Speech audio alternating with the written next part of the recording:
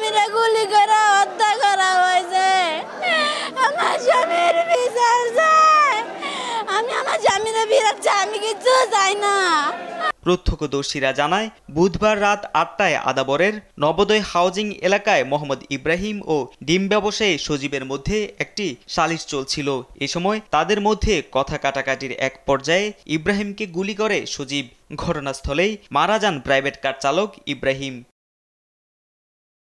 গুলি করে পালিয়ে যাওয়ার সময় স্থানীয় লোকজন অভিযুক্ত সজীব ও তার ভাইকে আটক করে গণধোলাই দেন। পরে তাদের আটক করে চিকিৎসার জন্য সোহরাওয়ার্দী মেডিকেল হাসপাতালে পাঠায় পুলিশ।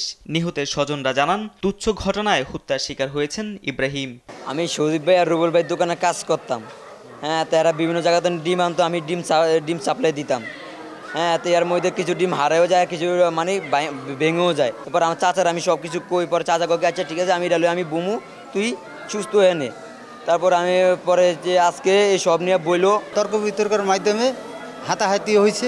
এর ভিতরে ওরা আমার বাইরে গুলি করেছে, ঠিক আছে, গুলি করে মেরে আসছে। আমি এটার সুষ্ঠু বিচার চাই এবং তাদের ফাঁসি চাই। অফিস থেকে মারামারি ধাক্কাধাক্কি করে বেরোচ্ছে। তা আমি দূর থেকে দেখলাম, দেখা বলতে যে ইব্রাহিম ভাই যাকে মেরে ফেলা হচ্ছে, ঠাস করে একটা আওয়াজ হলো, মানে গুলির মতো শব্দ হলো।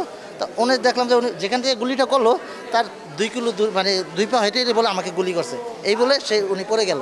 বুধবার সন্ধ্যা 7টার দিকে মোহাম্মদপুরের চাঁদ উদ্যানের 6 নম্বর রোডে আল আমিন নামের আরেক যুবককে কুপিয়ে জখম করে দুর্বৃত্তরা।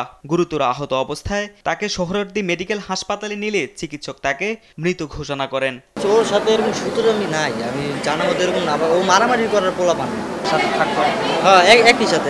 এসব হত্যার বিষয়ে কথা বলতে রাজি হয়নি আদাবর ও মোহাম্মদপুর থানা পুলিশ।